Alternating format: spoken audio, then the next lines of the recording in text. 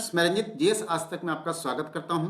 दोस्तों, बिहार विधानसभा सचिवालय में भर्ती आई है और ये भर्ती जो है वो एएसओ की भर्ती है। ठीक है, एएसओ के पदों के लिए भर्ती आई है, जिसके सिलेबस के बारे में और बुक लिस्ट के बारे में आज हम लोग बड़े विस्तार से चर्चा करने वाले हैं। काफी महत्वपूर्ण होगा वीडियो को अंत तक देखिएगा और अगर हमारे चैनल पे नए हैं तो इसे सब्सक्राइब कर लीजिएगा और बेल आइकन का बटन जरूर दबाइएगा ताकि आने वाले वीडियो का नोटिफिकेशन आपको सबसे पहले मिल सके। जैसा कि आप लोग को मालूम है कि बिहार विधानसभा में, ठीक है, बिहार विधानसभा सचिवालय में सहायक प्रशाखा पदाधिकारी और सहायक अवधायक के पद के लिए वैकेंसी आई है। सहायक प्रशाखा पदाधिकारी का वेतन लेवल 7 के अंतर्गत है और अवधायक का वेतन जो है वो लेवल 4 के अंतर्गत है। ठीक है, फॉर्म ऑनलाइन अप्लाई होने की प्रक्रियाएं जो है वो 15 फरवरी से शुरू होने वाला है और परीक्षा शुल्क भुगतान करने की अंतिम तिथि, ठीक है, फॉर्म भरने की अंतिम तिथि कब तक है? 15/2 तक है और ये 29 जनवरी से ही फॉर्म भरने की प्रक्रियाएं चल रही है और परीक्षा शुल्क भुगतान करने की अंतिम तिथि कब तक है? 17 फरवरी तक है। ठीक है,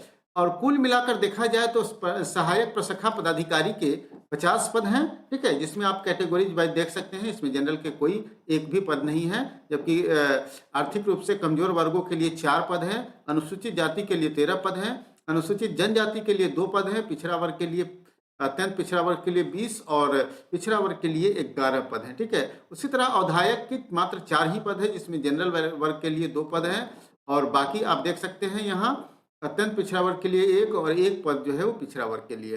तो अब हम लोग चूंकि इस वीडियो में हम लोग सिलेबस की चर्चा करने वाले हैं, सिलेबस पर पूरे विस्तार से चर्चा करेंगे और साथ साथ यह भी जानेंगे कौन कौन से बुक्स हमें पढ़नी चाहिए। ठीक है, 2 चीज़ों पर हम लोग चर्चा करने वाले हैं, सिलेबस और बुक्स। ये काफ़ी महत्वपूर्ण होगा क्योंकि सिलेबस और बुक्स जो है वो जानेंगे तभी हम लोग तैयारी अच्छे से कर पाएंगे। ठीक है, तो प्रारंभिक परीक्षा देखिए, आपने यहाँ स्पष्ट रूप से देखा होगा कि प्रारंभिक परीक्षा वस्तुनिष्ठ प्रकृति की बहुवैकल्पीय प्रश्न होगा और प्रश्न जो है एक उत्तर का चयन अपेक्षित होगा। परीक्षा की अवधि 2 घंटे की होगी, कुल 100 प्रश्न होंगे और प्रारंभिक परीक्षा में कुल 400 अंकों की होगी। 100 प्रश्न है, ठीक है, और 4 अंक का एक होगा, 400 अंक का आपको पूछा जाएगा और प्रत्येक गलत उत्तर के लिए 1 अंक की कटौती होगी, मतलब निगेटिव मार्किंग भी आपको इसमें होगी। ठीक है, निगेटिव मार्किंग होगी। साथ साथ प्रारंभिक परीक्षा का भाषा हिंदी और अंग्रेजी दोनों माध्यम का होगा। जहां तक हम लोग बात कर लेते हैं सिलेबस की, तो देखिए सामान्य अध्ययन से 40 प्रश्न पूछे जाएंगे। ठीक है, सामान्य विज्ञान से 30 प्रश्न, सामान्य विज्ञान और गणित से 30 प्रश्न पूछे जाएंगे और मानसिक योग्यता और तार्किक क्षमता से संबंधित 30 प्रश्न पूछे जाएंगे।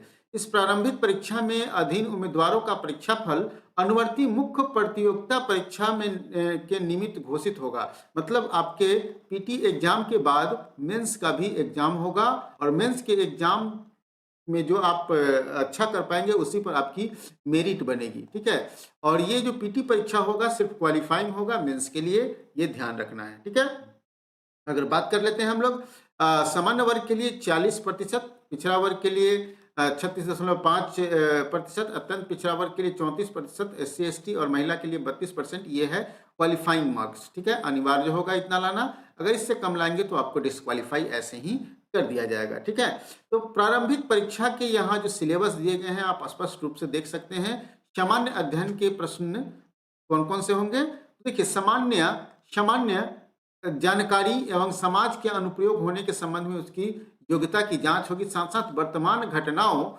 के दिन प्रतिदिन की घटनाओं का सूक्ष्म अवलोकन, वैज्ञानिक दृष्टिकोण, मतलब करंट अफेयर्स। ठीक है, तो पहला आपने देख लिया क्या पढ़ना है, करंट अफेयर्स।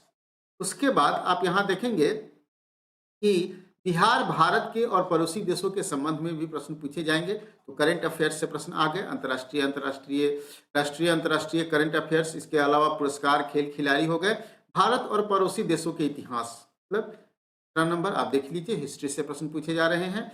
बिहार का इतिहास भी पूछा जाएगा, भूगोल, आर्थिक परिदृश्य, मतलब इकोनॉमिक्स हो गया, एग्रीकल्चर से भी प्रश्न रहेंगे। साथ साथ संविधान मतलब पॉलिटी से प्रश्न रहेंगे और पंचायती राज व्यवस्था से प्रश्न पूछेंगे। इकोनॉमिक्स से भी प्रश्न पूछे जा रहे हैं। पंचवर्षीय योजना और स्वतंत्रता आंदोलन से प्रश्न पूछे जाएंगे। तो आपने एक तरह से देखा कि इसका वही सिलेबस है जो बीएसएससी सीजीएल का सिलेबस है। याद रखिएगा, बीएसएससी सीजीएल का जो सिलेबस है सिमिलर सिलेबस इसका है। फर्क इतना ही है कि बीएसएससी में 150 प्रश्न पूछे जाते हैं, यहाँ 100 प्रश्न पूछे जा रहे हैं। वही सारी चीजें यहाँ भी आपको पढ़ना है जो वहाँ पढ़ना था। अगर विज्ञान की बात कर ले तो विज्ञान में आपको देखिए केमिस्ट्री, बायोलॉजी और फिजिक्स, इससे प्रश्न पूछे जाएंगे। और मैथमेटिक्स से भी प्रश्न पूछे जाएंगे, जिसमें आप देखिए संख्या पद्धति से प्रश्न होगा, पूर्ण संख्याओं का अभिकलन, दशमलव, भिन्न, समानुपात, अनुपात, प्रतिशत, गणितीय संक्रियाएं, मूलभूत अंक से संबंधित, पारस्परिक संबंध और ब्याज, लाभ, हानि, औसत, इन सभी से प्रश्न आपको पूछा जाएगा। ठीक है, तो ये सिलेबस को आपने देख लिया। सिलेबस ये जो आप देखे हैं कि साइंस से जो प्रश्न होते हैं और मैथमेटिक्स जो प्रश्न होते हैं वो 10th स्तर के होते हैं। ठीक है, 10th स्तर के प्रश्न होते हैं। तो अगर हम लोग बुक की बात कर लेंगे, आगे हम लोग बुक की भी बात करेंगे, कौन कौन से बुक हम लोग पढ़ना है। अगर मानसिक योग्यता, मेंटल एबिलिटी और लॉजिकल रीजनिंग की बात कर ले तो स्पष्ट रूप से है यहाँ सदृश्यता, समानता, भिन्नता, स्थान कल्पना, समस्या समाधान, विश्लेषण, दृश्य दृश्य स्मृति, विभेद, अवलोकन, संबंध, अवधारणा, अंक गणितीय तर्क शक्ति, अंक गणितीय श्रृंखला और कूट लेखन, कूट संख्या, इनसे प्रश्न पूछे जाएंगे। मतलब स्पष्ट रूप से बीएसएससी सीजीएल का जो सिलेबस है सिमिलर सिलेबस है। आपको रीजनिंग में वर्बल और नॉन वर्बल दोनों तरह के रीजनिंग है। मैथमेटिक्स आपको 10th स्तर के रहेंगे। ठीक है, उसी तरह से आप देखेंगे कि सेम जो है आप देखेंगे कि प्रारंभिक परीक्षा में 10 गुना रिजल्ट आएंगे। मतलब आपका कुल 54 पद है, तो अगर इसमें 10 से गुना करते हैं तो 540 रिजल्ट आएंगे मेंस के लिए।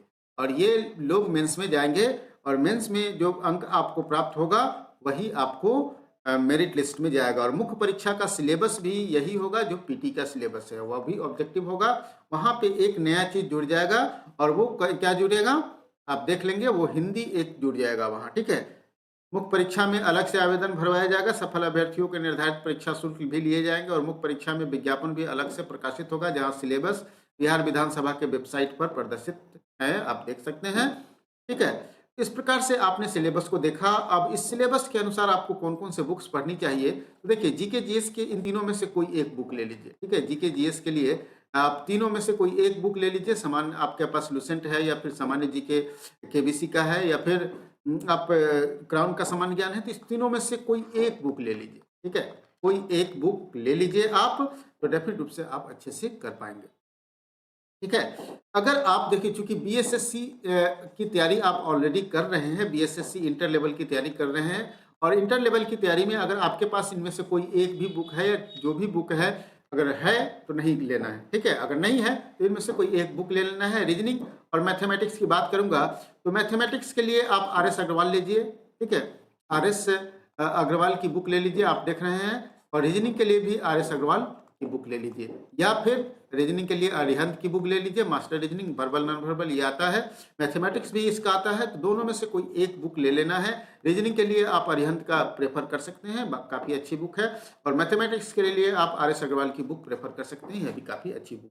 तो बुक यही पढ़ना है, और इतने आपको बस इतना ही को बार बार करना है ताकि आप अच्छे से कर पाए। और इसके बाद आप एक प्रैक्टिस सेट ले लेंगे। प्रैक्टिस सेट से आप जो इंटर लेवल की के लिए, या फिर आप देखेंगे कि सीजीएल के लिए जो प्रैक्टिस सेट आएगा वो प्रैक्टिस सेट ही पर्याप्त होगा, आप उससे ही कर लेंगे। करंट अफेयर्स के लिए एसपीडी का करंट अफेयर्स जो वार्षिक संकलन आता है वो ले सकते हैं, या फिर एडुटेरिया का वार्षिक संकलन आता है वो ले सकते हैं, और इससे आपका हो जाएगा। तो करंट अफेयर्स मात्र 4 बुक पढ़नी है। ठीक है, इस 4 बुक से ही आपका सारा चीज निकल जाएगा। ठीक है, तो इस प्रकार से आप अच्छे से पढ़िए और तैयारी कीजिए, डेफिनेट रूप से आपका यहाँ पे सिलेक्शन होगा। तो दोस्तों हमें पूरी उम्मीद है कि वीडियो आपको पसंद आया होगा। वीडियो पसंद आया हो तो लाइक कीजिए, और दोस्तों के साथ भी शेयर कीजिए। फिर मिलते हैं अगले वीडियो में। ठीक है, अगर अभी तक आपने हमारे टेलीग्राम ग्रुप और फेसबुक पेज को लाइक नहीं किया है और यहाँ से आप नहीं जुड़े हैं, तो डेफिनेट रूप से जुड़िए। यहाँ पे आपको महत्वपूर्ण अपडेट्स वगैरह मिलते रहते हैं। आज के लिए इतना ही, फिर मिलते हैं अगले वीडियो में एक नए टॉपिक के साथ।